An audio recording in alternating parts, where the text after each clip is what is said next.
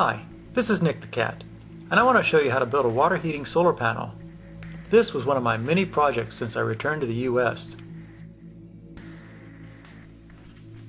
First, I built a jig to draw a straight line down a 52-inch long, 1-inch diameter copper tube.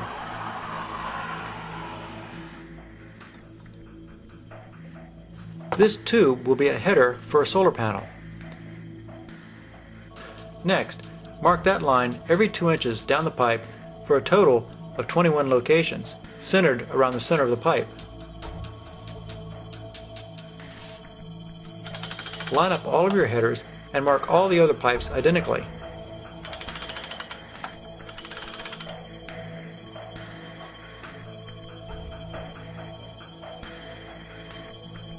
Once all the locations have been marked, it's time to drill a pilot hole. I use a 1/8 inch drill bit for the pilot hole. Another jig holds the pipe in place during drilling.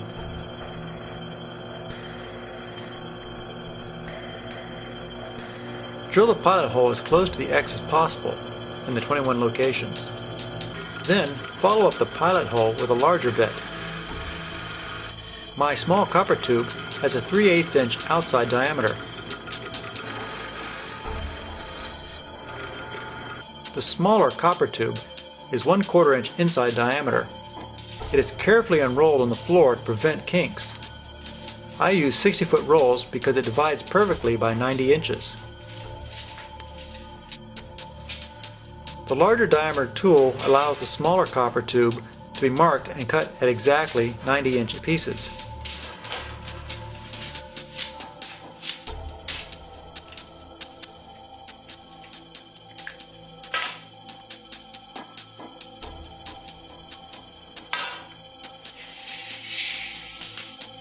The copper pieces still have bows in them. Carefully bend the copper tube as straight as possible. I have found that smacking against a flat surface does a nice job.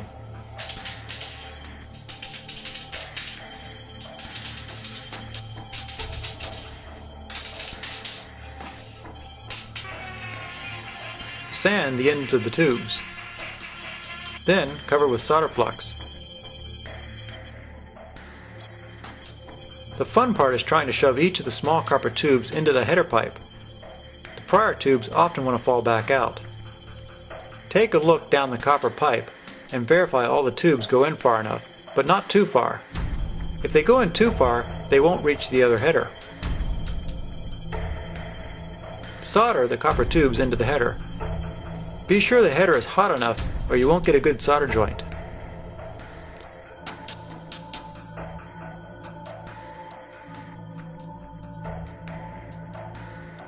For the second header, begin by soldering the 2 outside tubes to the header first.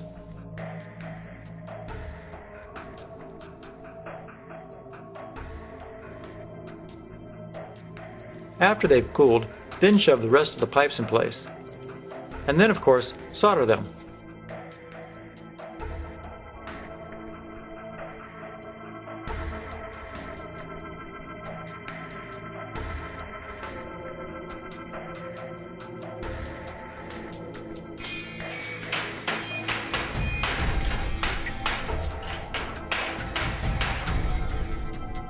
Soldering headers indoors is okay, but the next step, soldering 5/1000 inch thick copper sheet to the copper tube, is best done outside due to the amount of smoke you will create.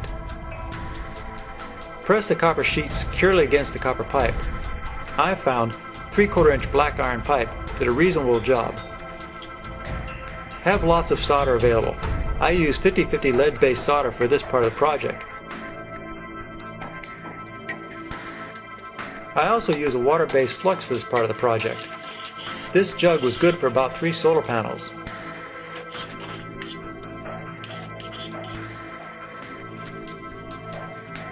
At this point, you can straighten the copper tubes that are wedged between the black iron pipes.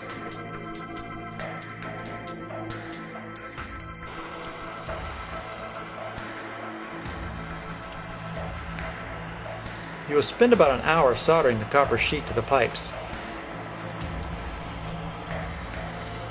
The soldering process causes the copper to ripple.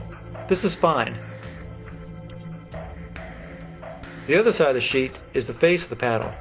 I sandblasted the face of the panel to roughen up the surface for painting. I used Rust-Oleum high-temperature paint without a primer and sprayed the face of these panels. I let the panels hang in the basement for about a month to let them off-gas before putting them into the boxes. For building the boxes, I cut a rabbet in the back of each pressure-treated 2x4, then drilled holes where the headers will exit the sides of the panels. I assembled the boxes with screws, including the plywood back, which fits into a rabbet in the back of the 2x4s. What is missing from this video is that each box has 3 2x2s running across the back of the panel. This supports the copper core solar panel and strengthens the plywood back. After I verified that no screws go through the header holes, I took one of the side 2x4s off, placed a layer of fiberglass insulation in the box, and placed the solar panel on top of the fiberglass.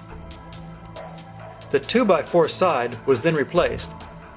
To pull the solar panel down, I put several screws with washers through the copper sheeting and into the 2x2s that were used to strengthen the back of the panel. To complete the project, the panels were mounted on a rack, tempered glass was added, and flashing used to cover the edges of the glass. Silicon radiator hose was used to connect the panels. This allows for disassembly later if necessary. PVC pipe was cut lengthwise and used to cover the radiator hoses. How hot can these panels make water? We pumped 60-degree water from a garden hose into the set of panels, and steam came out the other end, after the panels had been sitting in the sun for a while.